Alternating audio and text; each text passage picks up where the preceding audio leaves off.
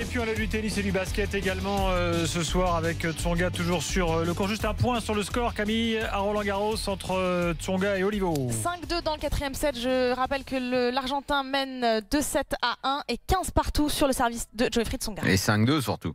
5-2 pardon. Bah oui. Bah, elle l'a dit non? Il me semblait que j'avais dit au début. Mais écoute, apparemment je fais tout mal. Daniel, t'as qu'à venir à Roland-Garros, prendre ma place et puis commenter, ce sera bien, non? Camille, est-ce que toi tu viendrais dans l'after? Avec plaisir. Ah bah viens Camille, je t'invite, je suis sûr que tu vas te marrer avec nous. Ça va être super. Le basket, Jérémy, Strasbourg-Asvel.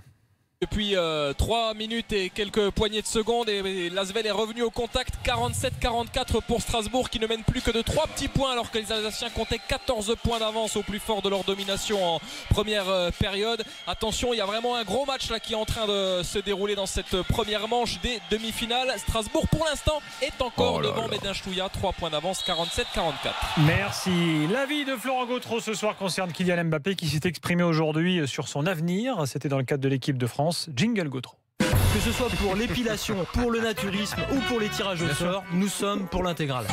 Ce jingle ne vieillit pas. Et j'ai peur qu'il soit coupé par une balle de match contre Tsonga. Non, s'il va y avoir balle de jeu. 2-3-5. Alors, tiens, on va écouter, avant que tu donnes ton avis, on va écouter Kylian Mbappé qui parle de son avenir. C'était en conférence de presse à Clairefontaine aujourd'hui.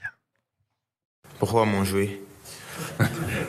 C'est une éventuelle. Non, comme je l'ai dit, j'aurai le temps de réfléchir à tout ça, mais non, ça me fait pas peur plus que ça de partir. Voilà. C'est quand même déjà un peu dans sa tête. Donc, alors, à vrai dire, la partie la plus intéressante était surtout qu'il disait « je me déciderai après le stage ». Après les 3 matchs. Les 3 matchs, donc ça veut dire que là, il a dit par ailleurs qu'il prendrait... il allait en discuter avec Deschamps, mais que ce ne serait pas forcément décisif ce qu'allait lui dire Deschamps, mais que bon... Je pense que Deschamps va lui dire de rester à Monaco un an de plus. Voilà. Il l'a déjà dit, Deschamps. Il a déjà dit, moi je lui conseillerais de rester parce qu'il y a la Coupe du Monde dans un an. Mais Deschamps, après, il joue pour sa paroisse. On en parlait aussi hier soir.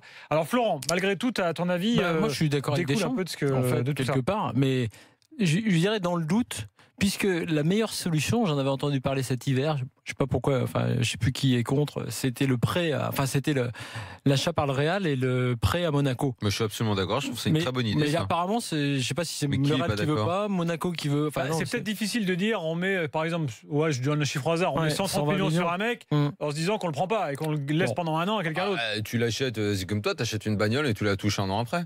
Bah oui, mais quand si tu achètes la bagnole, quand tu craques tout ton portefeuille pour la caisse, tu la veux tout de suite. Tu veux pas apporter pendant un an. Toi, pour une bagnole, tu claques tout ton larfeuille. Si t'as un 32e de finale à Chasselet au Mont d'Or et que effectivement ça se passe pas bien. Si t'as les 2 jambes de Mbappé pétées, effectivement, tu le récupères. Tu le récupères. On est content des Et c'est vrai que en disant ça en rigolant, tu pointes quand même le doigt sur un des problèmes. C'est vrai que quand tu gardes le mec après, t'as l'impression que toute l'année il joue avec une sorte de frein à main parce qu'il veut pas se cramer, parce qu'il a son gros transfert qu'il attend après. Puis, en fait, ces solutions elles peuvent t'amener des problèmes. Imagine-toi que t'as un Real Monaco en Ligue des Champions par exemple.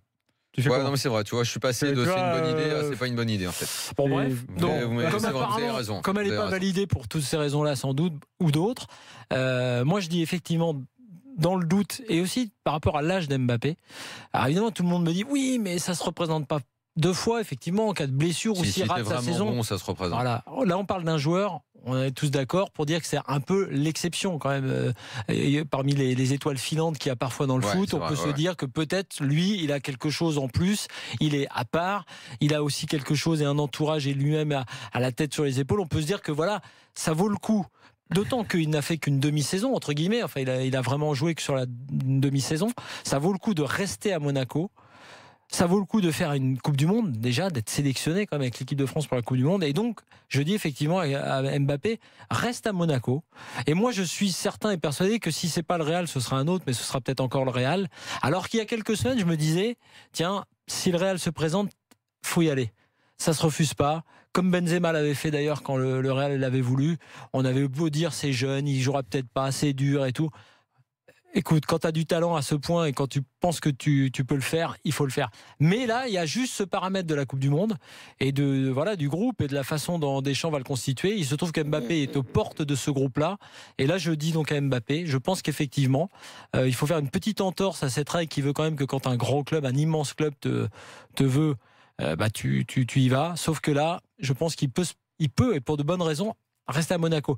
Qui plus est, après, pour le projet monégasque, ce serait une super en gros, toi, tu dis angulaire. Mbappé, tu restes, et t'es au mondial.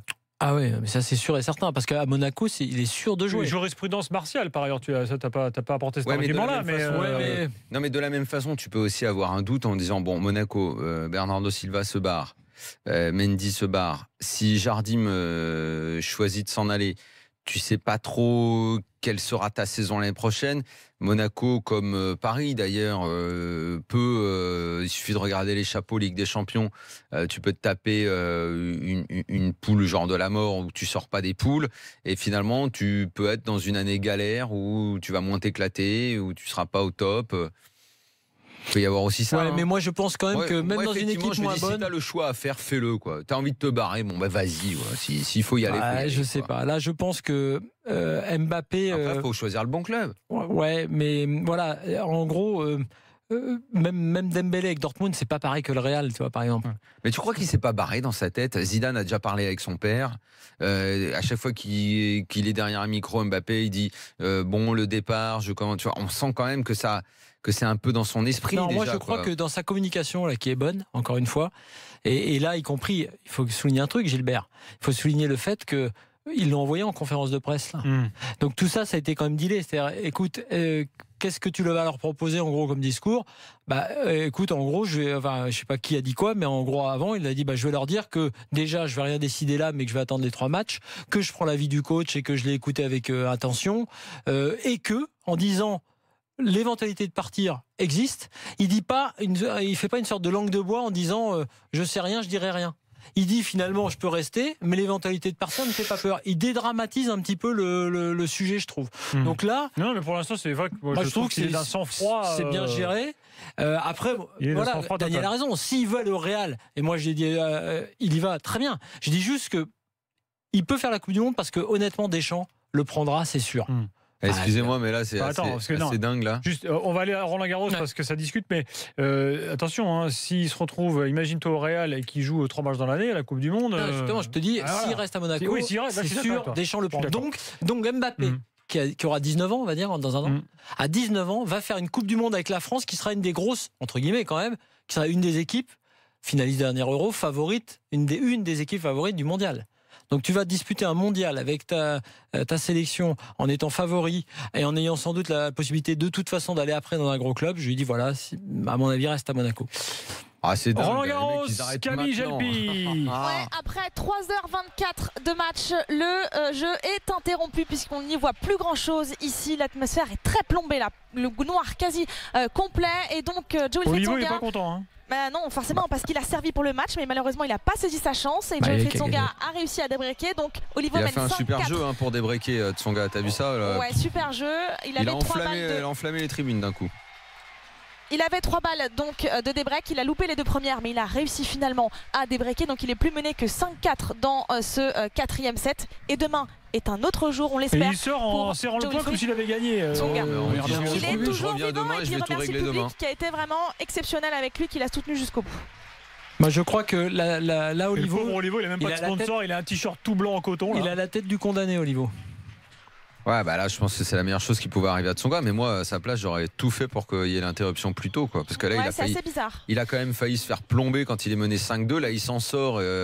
Franchement, c'est bien ce qu'il a fait sur les 2 derniers jeux de Tsonga, mais il est vraiment à limite. Il est sur un fil, quoi. Ouais, là, mais les superviseurs n'étaient pas du tout là, donc il aurait fallu qu'ils les appellent. Après, le public a aussi envie de voir du jeu, parce que là, quand il y a eu l'interruption, le public a sifflé quand même. Ouais, évidemment, les mecs sont frustrés. Ils étaient en train de voir Tsonga qui était en train de revenir et d'égaliser. Voilà. Mais bon, moi, si je suis Tsonga, je suis dans mon tournoi, tout ça, c'est un peu compliqué. Et si tout le monde allume son téléphone portable, il n'y a pas moyen de continuer pendant 10 minutes. Bon, tout est encore possible, en tout cas, on verra ça demain. Non, mais il serait temps qu'ils mettent des projos là pour que ça puisse jouer. Merci Camille, c'est fini donc pour ce soir à Roland Garros. À une époque, moi, je jouais avec des potes au foot, et quand il n'y avait plus assez de luminosité, on mettait toutes les bagnoles autour d'un terrain, et les phares de bagnole, on finissait le match. Au phare de bagnole. D'ailleurs, c'est souvent là que tu marquais un but. Bah oui, parce que quand tu mets une grosse patate en l'air et que tu la vois plus du tout dans le faisceau des phares, tu sais pas vraiment où ça retombe. Dans quelques instants, nous sommes de retour avec Jérôme Rotten. Florent, merci. Salut, à demain. Et à demain, évidemment. Salut, dans quelques instants, Jérôme. Je m'en vais parce que je vais faire un câlin à mes bisounours à la maison. Ah, raison, exactement. Et alors oui, on me dit, vous ne parlez pas de Landreau à Lorient. Bah non, on attendait que Jérôme arrive pour parler de Mickaël Landreau à Lorient. Bien sûr. Évidemment. Bien sûr. C'est dans quelques instants. J'ai une maille à Landreau, une maille à l'envers. Ah, pas mal. Sans oublier sans oublier Philippe Auclair. Des blagues là qui me déstabilisent. Sans oublier Philippe Auclair qui sera avec nous avant 23h également pour toute l'actualité anglaise. À tout de suite.